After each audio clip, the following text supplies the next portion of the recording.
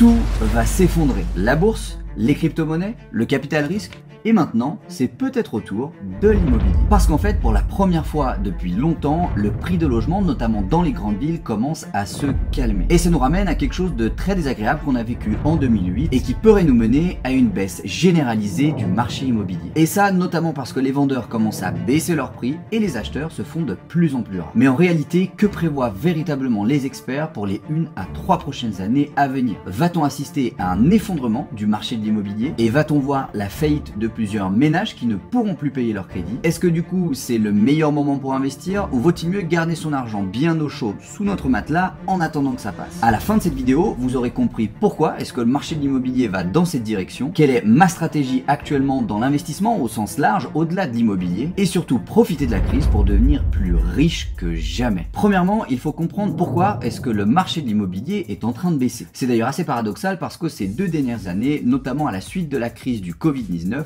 les acheteurs se sont fait de plus en plus nombreux. Et ce, notamment pour des maisons ou pour des appartements beaucoup plus grands, des résidences secondaires, en tout cas des endroits où les personnes avaient de l'espace. Et c'est notamment ce phénomène d'exode des grandes villes qui a été minime mais malgré tout présent, qui a provoqué une hausse du marché de l'immobilier de manière généralisée. Et parce qu'en fait, avec le Covid, les gens ont pris conscience de 2 choses. Premièrement, avoir un extérieur, c'est plutôt sympathique. Et deuxièmement, il faut trouver un moyen pour se protéger contre les crises, parce que dès comme ça, il est possible qu'on en revive dans les prochaines années. Et déjà que l'immobilier était le placement préféré des Français depuis plus de 50 ans, la crise n'a fait que amplifier un phénomène déjà existant. Et en réalité, ce qu'il faut savoir, c'est que le prix de tout actif, que ce soit de l'immobilier, une action en bourse, une crypto-monnaie, est notamment drivé par 2 énergies. Ce qu'on appelle l'énergie des acheteurs et l'énergie des vendeurs. Et quand il y a énormément d'acheteurs pour acheter un bien immobilier, les prix s'envolent à la hausse. Alors qu'à l'inverse, quand il y a énormément de vendeurs, les prix diminuent. Et en fait, c'est tout à fait logique et c'est même une approche marketing utilisée par des grandes marques de luxe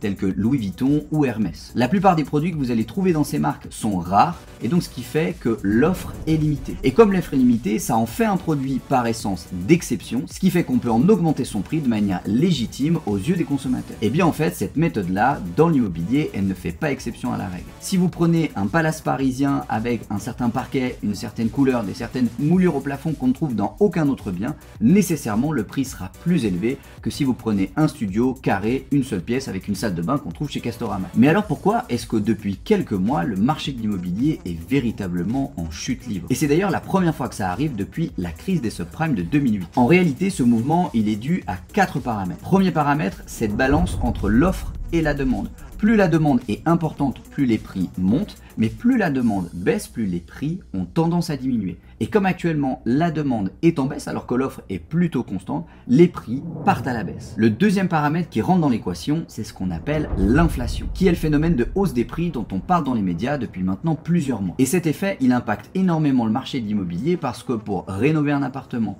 construire une maison ou un immeuble d'habitation, eh bien il faut de la ferraille, il faut du bois, il faut du plastique, il faut de l'aluminium, il faut des matières premières. Et donc si le prix des matières premières augmente, nécessairement le coût de rénovation ou le coût de construction augmente lui aussi. Troisième paramètre, ce qu'on appelle les taux directeurs, qui sont d'ailleurs directement reliés avec l'inflation. Le taux directeur, c'est le taux auquel la Banque centrale américaine ou la Banque centrale européenne va prêter de l'argent aux différentes banques commerciales. Donc en fait, schématiquement, la banque que vous allez aller voir au bout de votre rue, elle va emprunter de l'argent directement à la Banque centrale qui elle va lui prêter de l'argent contre un certain taux et elle va faire un taux supérieur pour marger sur celui-ci et gagner de l'argent grâce à vous qui allez faire des prêts et c'est comme ça qu'elle gagne sa vie. Mais du coup, si les taux directeurs augmentent, la banque, pour ne pas rogner sur sa marge, est obligée d'augmenter les taux également. Mais donc du coup, si les taux directeurs aux États-Unis et en Europe augmentent, nécessairement les banques commerciales elles aussi vont augmenter leur taux d'intérêt pour Pierre, Paul, Jacques pour un prêt immobilier, un prêt professionnel ou même un prêt à la consommation afin de ne pas rogner sur leur marge. Factuellement, ça veut dire que l'argent il coûte plus cher aujourd'hui qu'hier. Ce qui peut paraître un peu paradoxal puisque l'inflation définit que l'euro que vous avez aujourd'hui vaut plus cher que l'euro de demain. Mais malgré tout, le système fonctionne comme ça. Et comme l'argent coûte plus cher, les entreprises et les particuliers en empruntent moins. Donc par définition, ils font moins de prêts immobiliers et donc ils achètent moins d'immobilier par effet de conséquence. Et enfin, quatrième paramètre qui joue également sur la baisse du marché de l'immobilier, les nouvelles normes énergétiques. Et notamment avec la publication du nouveau DPE, le dossier de performance énergétique, et l'interdiction à la location de certaines lettres à partir de 2025. Certains propriétaires qui eux se retrouvent avec un appartement ou une maison qu'ils ont acheté il y a 5 ans, il y a 10 ans ou il y a 15 ans, avec une lettre qui ne correspond pas et qui ne va bientôt plus être autorisée à la location, paniquent un petit peu et vont avoir tendance à vendre leurs biens à perte. Et ce qui fait encore une fois que l'offre augmente alors que la demande diminue. Et ça accentue encore plus le phénomène de baisse du marché immobilier de manière généralisée. Ce qui est incohérent, c'est que dans une période inflationniste, classiquement, le prix de l'immobilier a tendance à augmenter.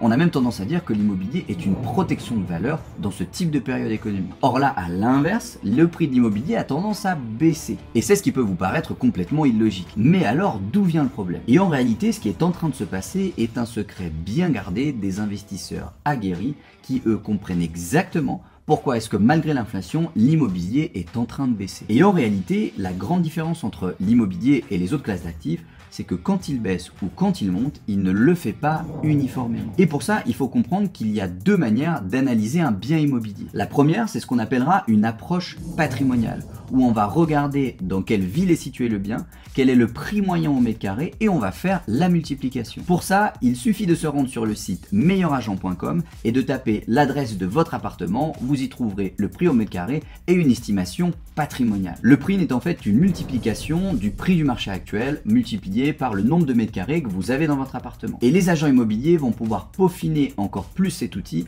en appliquant une pondération pour les mètres carrés de votre terrasse, de votre jardin, de votre balcon ou d'une cave ou d'un grenier par exemple. Et ça va vous donner un prix, le prix que vaut votre bien immobilier. Ce type de biens, on les trouve principalement dans les grandes villes et notamment les métropoles telles que Paris, Lyon, Strasbourg, Marseille, Bordeaux ou encore Toulouse. Et ils sont clairement la cible d'une personne qui veut vivre à l'intérieur. Tout simplement parce que comme dans la majorité des cas, il s'agit d'une résidence principale, en réalité, il ne rapporte pas vraiment d'argent. D'autant plus qu'on aura toujours tendance à acheter plus cher avec le cœur qu'avec la tête. Mais il y a aussi une deuxième catégorie de biens qu'on appelle les biens de rendement. Ces biens de rendement, ce sont de véritables actifs financiers où la personne qui va acheter ce bien, ça peut être un appartement, un immeuble de rapport, va arriver à dégager un cash flow, une marge chaque mois entre le coût du crédit et ce que le loyer lui rapporte. Dans ce cas-là, le prix de ce type de bien immobilier, il se calcule en fonction de la rentabilité de celui-ci. Donc plus il est rentable, plus il est cher, puisque la personne qui va l'acheter ne va pas le faire pour y loger sa famille,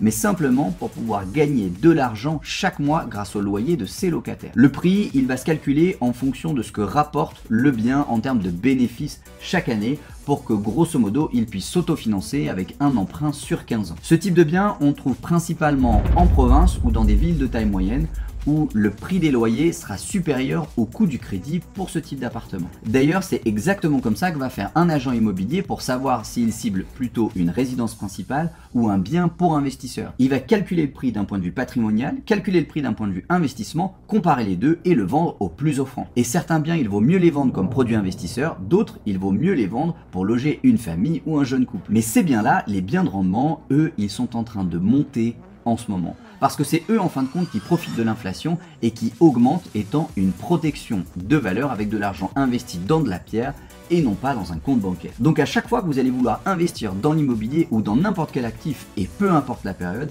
il faut toujours vérifier les 4 piliers essentiels d'une bonne affaire. Le premier, c'est le cash flow. Est-ce que l'investissement que vous êtes en train de faire vous rapporte de l'argent tous les mois? Le deuxième, c'est l'appréciation dans le temps. Est-ce que si j'achète aujourd'hui à 100 000 euros, est-ce que je peux revendre dans un an à 101 000, 102 000, 105 000, 110 000? Est-ce que j'ai une augmentation de valeur sur la durée? Troisièmement, est-ce que mon investissement possède une certaine liquidité, c'est-à-dire que je suis capable de le revendre quand j'en ai besoin sans avoir à attendre une certaine vague, une certaine hausse ou une baisse des prix, le tout dans une optique long terme. Si jamais vous investissez de l'argent dans un bien immobilier, mais pareil pour une action en bourse ou une crypto-monnaie, qui sur le long terme ne monte pas, à ce moment-là, vous pouvez quand même gagner de l'argent, mais c'est pas ce qu'on appelle de l'investissement, c'est ce qu'on appelle de la spéculation. Et donc, vous l'avez tous compris, les biens patrimoniaux, ils jouent plus sur l'appréciation du capital.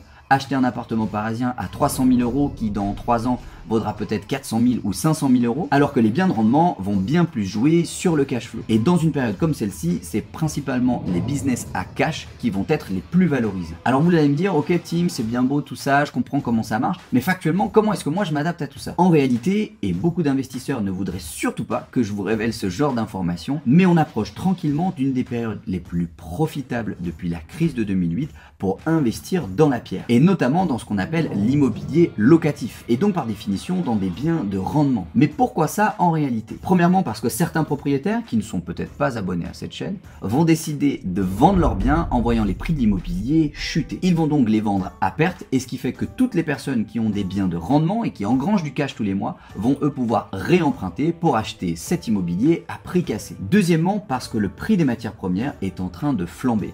Et c'est probablement que le début. Et s'il augmente de plus en plus, les promoteurs immobiliers qui construisent les maisons individuelles ou les immeubles de rapport vont être obligés de réduire la cadence puisqu'ils auront par définition moins d'acheteurs. Et c'est notamment ce qui fait qu'un grand nombre de personnes vont préférer rester en location pendant quelques temps afin d'acheter leur maison un petit peu moins cher, peut-être d'ici 1 ou 2 ans. Troisième raison, un parcours d'obtention de prêt qui se fait de plus en plus complexe. Et aujourd'hui, obtenir un crédit quand on est un particulier pour acheter sa résidence principale, ça devient de plus en plus compliqué. Que ce soit avec les 33% d'endettement, les 10% d'apport minimum sur chaque dossier, jamais plus de 25 ans, tout ça complique la donne. Alors qu'à l'inverse, pour les investisseurs immobiliers qui investissent dans des actifs, il devient de plus en plus facile d'emprunter puisque les banques, elles préfèrent largement prêter de l'argent à un investisseur pour un produit qui lui rapporte chaque mois plutôt qu'à une résidence principale pour un particulier. Et d'ailleurs, tous les banquiers le savent, financer la résidence principale d'un de ses clients, c'est pas pour gagner de l'argent, c'est simplement pour ne pas le perdre. Et enfin, dernier paramètre, avec les nouvelles normes énergétiques, plein de propriétaires, comme je vous l'ai dit au début de cette vidéo, vont s'affoler, ne vont pas forcément avoir l'argent pour rénover leur bien immobilier et le mettre aux normes, ce qui veut dire qu'ils vont devoir le vendre à prix cassé. Et c'est grâce à tous ces paramètres que les investisseurs vont pouvoir véritablement se faire des couilles en or dans les prochains mois et peut-être les prochaines années. Personnellement, j'ai 3 projets en cours actuellement, dont 2 sont déjà sous compromis et dont je devrais pouvoir signer l'acte définitif à la fin de l'année 2022 ou début 2023. Et ces 3 projets, ils devraient faire augmenter la totalité de mon patrimoine de près de 1 million d'euros. D'autant plus que l'immobilier, vous l'avez bien compris, plus on en fait et plus ça marche et plus on a envie d'en faire. Et au-delà de l'immobilier physique, c'est également un des meilleurs moments pour acheter des REITs ou des parts de SCPI. Dans les deux cas, ce sont des entreprises qui ont pour mission d'investir dans l'immobilier, de faire des actions de promotion immobilière, que ce soit pour des immeubles de bureaux, des locaux industriels ou des immeubles d'habitation. Dans tous les cas, la plupart de ces entreprises investissent dans des biens immobiliers de rendement et donc leur valorisation est en train d'exploser. Et je peux vous le dire, ce n'est que le commencement. Et ce qui est super avec ce type d'investissement, c'est que même avec 50 € ou 100 € en poche, vous pouvez tout à fait aller sur un broker et passer un ordre pour 50 ou 100 € d'une entreprise à prépondérance immobilière. Si le sujet vous intéresse, n'hésitez pas à me le faire savoir dans les commentaires de cette vidéo et je pourrais vous faire une vidéo directement sur le sujet. J'espère que cette vidéo vous a plu, plein de bonnes choses dans vos investissements et je vous dis à très bientôt. C'était Tim, ciao ciao.